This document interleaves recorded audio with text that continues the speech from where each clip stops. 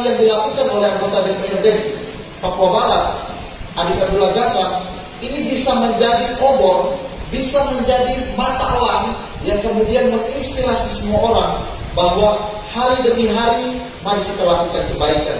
Sebab ketika kita pulang nanti, Tuhan tidak akan menanyakan kau punya jabatan itu sudah sampai di level mana. Tapi Tuhan tanyakan jabatan itu kau pergunakan untuk apa kepada umat-umatku yang lain. Dari hati nurani saya sangat mendukung apapun yang akan dilakukan oleh saudara Abdullah Ghazam. Saya beberapa waktu ke Tanjung saya bertemu, tapi saya tidak ngomong banyak. Saya melihat terlalu dekatnya beliau dengan relawan yang lain, itu luar biasa.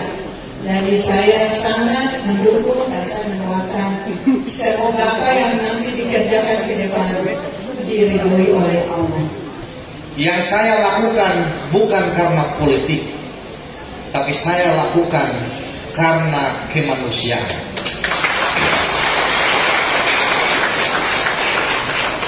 Anggota DPR, tidak semua orang tertarik untuk melakukan apa yang dilakukan sebagaimana yang tadi difilmkan.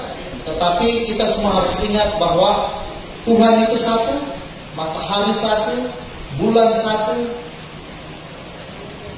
Maka orang-orang baik juga pun pasti akan datang satu-satu. Dengan kehadiran saudara Abdullah Ghazam sebagai ketua DPP PKB membawa warna tersendiri. Saya sendiri pun tidak pernah melakukan apa yang dilakukan oleh saudara Abdullah Ghazam setelah saya nonton. Saya malu sebenarnya.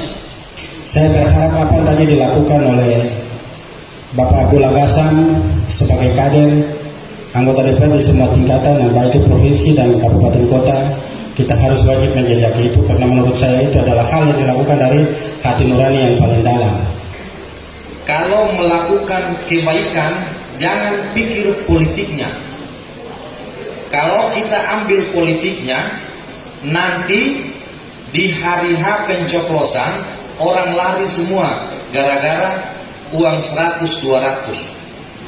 Contoh, yang saya bikin yang begini, yang Kasabon bilang tadi, sebenarnya 1 tahun pengabdian saya itu yang tadi itu hanya 3-4 dari sekian yang alhamdulillah saya lakukan. Cuman yang ditampilkan sedikit itu. Mama Dominguez ini, beliau sudah tinggal kurang lebih 15 tahun di gubuk yang tidak layak. Setelah saya terpilih, saya ke Tanjung bagi-bagi bantuan di COVID, saya dapat. Saya marah-marah di situ. Toh, alhamdulillah sekarang Mama punya rumah itu sudah proses pembangunan. Betul Mama ya? Sudah dibangun? Sudah dibangun. Seandainya itu uang saya Abdullah Ghazam, berapa sih uang saya untuk bangun orang rumah? Dan dibangun bukan 1, rencananya 5. Jadi misalnya yang saya ribut 1 rumah, yang dibantu 5 rumah. Itu kenapa bisa ketemu bantu? Karena lewat akses politik yang kita punya. Karena sekarang orang sudah tidak lagi tertarik untuk berbicara tentang nilai-nilai kemanusiaan, tetapi orang lebih berbicara tentang saya dapat apa. Mudah-mudahan yang tadi sudah disampaikan oleh sekretaris PKB maupun film yang sama-sama kita nonton, itu adalah ekspresi bagaimana seseorang harus datang untuk memberi manfaat kepada orang lain. Betul yang tadi beliau sampaikan, bahwa ketika kebaikan itu kita lakukan secara sembunyi-sembunyi, maka sebenarnya kita telah membuka ruang orang kemudian berbuat dosa. Itu dosanya di mana? Dia berprasangka buruk. Dia tidak pernah tahu apa yang kita lakukan, sehingga dia menjudge, dia menilai bahwa Abdullah Ghazam itu hanya tidak pernah datang lihat kita dan lain sebagainya. Tetapi itu harus divisualkan, harus disampaikan, harus diceritakan, agar supaya orang-orang yang tidak tahu itu mereka terhindar dari perbuatan dosa. Suzon itu dosa kan? Berprasangka buruk itu dosa. Kita juga berdosa ketika kebaikan yang kita lakukan tidak kita sampaikan ke orang. Karena penyebab orang itu suzon adalah juga karena pilihan kita tidak kemudian menebar kebaikan itu secara terbuka.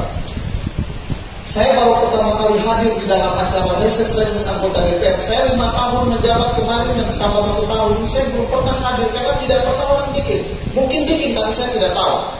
Tapi kalau bikin mungkin tidak terinformasikan. Palingan ada dari DPR provinsi atau DPD. Tapi yang hari ini beliau lakukan, ini adalah sebuah inspirasi bagi kami semua. Mudah-mudahan kami bertiga ini bisa meneruskan jejak-jejak kebaikan yang dilakukan oleh beliau. Saya atas nama pemerintah Kota Sorong, kami menyampaikan bahwa kota ini besar, kota ini kecil, tetapi banyak orang-orang susah di dalamnya. Banyak orang-orang yang tidak tersentuh dan tidak terjamah. Mata kita cuma dua, telinga kita cuma dua, tangan kita cuma dua, kaki kita cuma dua. Kita tidak mampu menjangkau yang lain-lain. Tetapi ketika inspirasi yang dilakukan oleh anggota DPRD Papua Barat, Adik Abdullah Gassam, ini bisa menjadi obor, bisa menjadi mata elang yang kemudian menginspirasi semua orang bahwa hari demi hari mari kita lakukan kebaikan. Sebab ketika kita pulang nanti, Tuhan tidak akan menanyakan kau punya jabatan itu sudah sampai di level mana. Tapi Tuhan tanyakan jabatan itu kau pergunakan untuk apa kepada umat-umatku yang lain. Itu saja yang bisa saya sampaikan. Mewakili fraksi Amanat Kebangkitan Bangsa, kebetulan di dalamnya ada 3 partai, Partai PKB, anggotanya adalah Pak Abdullah Mangga dan Haji Rianto Rusli, dan juga 1 partai PKS. Kami bergabung dalam satu keluarga sehingga kehadiran saya di sini pun untuk menegaskan bahwa kami adalah bagian daripada keluarga besar itu.